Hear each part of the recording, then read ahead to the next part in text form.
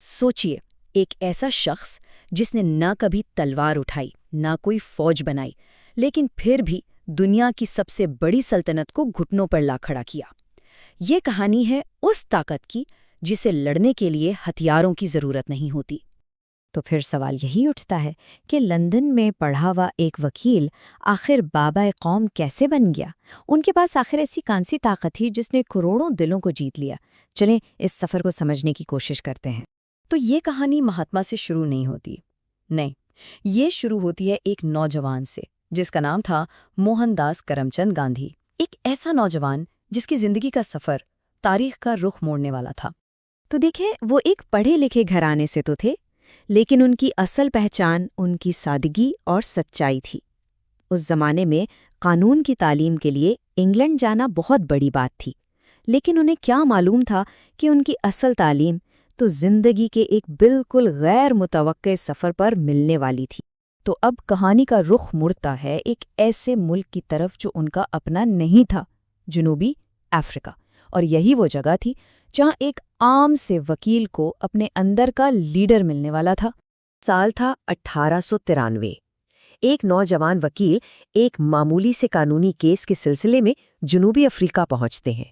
उनके वहमो गुमान में भी नहीं था कि ये सफ़र उनकी जिंदगी का सबसे बड़ा टर्निंग पॉइंट बन जाएगा। वहाँ उनका सामना एक ऐसी तल्ख हकीकत से हुआ जिसने उन्हें अंदर तक हिलाकर रख दिया। शदीद नस्ली इम्तियाज़। सोचिए, फर्स्ट क्लास का टिकट है और सिर्फ रंग की बुनियाद पर उन्हें ट्रेन से धक्के देकर उतार दिया गया। उस रात स्टेशन के सर्दी में सिर्फ उनका जिस्म नहीं कांप रहा था, उनकी रूह तक कांप गई थी। ये सिर्फ एक ज़ाती बेइज्जती नहीं थी, बल्कि ये एक चिंगारी थी जिसने उनके अंदर नाइंसाफ़ी के खिलाफ एक आग जला दी। और बस यहीं से एक बिल्कुल नए फ़लसफ़े ने जन्म लिया। तो इस नाइंसाफ़ी का जवाब उन्होंने गुस्से या तशद्दुद से नहीं दिया। नहीं, उन्होंने एक नया हथियार ईजाद किया, सत्याग्रह, यानी सच्चाई की ताकत। ये कोई मामूली एहतजाज नहीं था, ये एक पूरा यकीन था, एक फ़लसफ़ा कि अगर कोई सच पर डटा रहे तो उसे जिस्मानी ताकत की ज़रूरत ही नहीं पड़ती। उसकी अखलाकी क़ुव्वत ही इतनी होती है कि वो सामने वाले का दिल बदल दे। तो 1915 में गांधी जी वापस हिंदुस्तान आए। अपने साथ लाए थे एक नया फ़लसफ़ा और एक नया अज़्म। और अब उनका मैदान अमल बहुत बहुत बड़ा था, एक पूरी कौम को आज़ादी दिलाना। हिंदुस्तान में आकर उन्होंने अपने इसी फ़लसफ़े को कौमी सतह पर आज़माया। मिसाल के तौर पर नमक मार्च को ही ले लें। वो सिर्फ एक पैदल सफ़र नहीं था। सोचिए, वो बरतानवी कानून की एक ऐसी पुरअमन नाफरमानी थी जिसने सल्तनत की बुनियादें हिलाकर रख दी थीं और लाखों आम हिंदुस्तानियों को आज़ादी की जद्दोजहद का हिस्सा बना दिया। लेकिन गांधी जी सिर्फ एक सियासी रहनुमा नहीं थे, उनकी असल ताकत उनके उसूलों में थी। चलें उनके फ़लसफ़े को ज़रा गहराई से समझते हैं। ये सिर्फ कोई हिकमत अमली नहीं थी, ये तो ज़िंदगी गुजारने का एक मुकम्मल ज़ाब्ता था।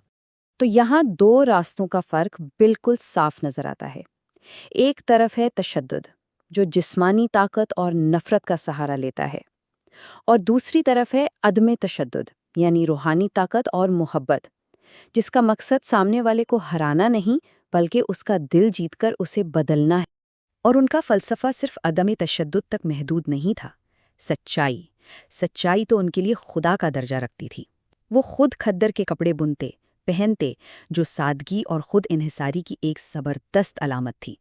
और उनका ये पुख्ता यकीन था कि तमाम मज़ाहिब असल में एक ही सच्चाई की तरफ ले जाते हैं। बस यही वो उसूल थे जिन्होंने उन्हें महात्मा बनाया, एक अजीम रूह। तो अब इस तज्ज़िये के आखिरी हिस्से की तरफ आते हैं। देखना ये है कि गांधी जी की अलमनाक मौत के बावजूद उनके ख़यालात वो आज भी जिंदा हैं और दुनिया पर असरअंदाज हो रहे हैं।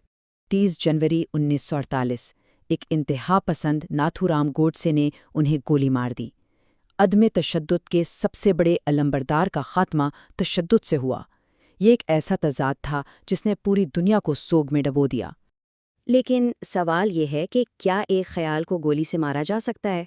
शायद नहीं। ये चार्ट इसी बात को जाहिर करता है। एक तरफ उनकी 78 साल की ज़िंदगी है और दूसरी तरफ उनके नज़रियात की मीरास, जो आज भी वक्त की क़ैद से आज़ाद फैल रही है। उनकी ज़िंदगी तो ختم ہو گئی، لیکن ان کے خیالات نے سرحدیں عبور کر لیں۔ امریکہ میں مارٹن لوتھر کنگ جونیئر ہوں یا جنوبی افریقہ میں نیلسن منڈیلا، دنیا کے بڑے بڑے رہنماؤں نے ناانصافی کے خلاف اپنی جنگ میں گاندھی کے ہی راستے کو چنا۔ اور یہیں پر آ کر ایک آخری سوال سامنے آتا ہے۔ آج کی اس دنیا میں جہاں ہر طرف تنازعات اور تشدد کا دور ہے، کیا گاندھی کا عدم تشدد کا راستہ اب بھی تبدیلی لانے کا ایک کارآمد اور طاقتور ذریعہ ہے؟ یہ ایک ایسا سوال ہے جس پر ہم سب کو غور کرنا چاہیے۔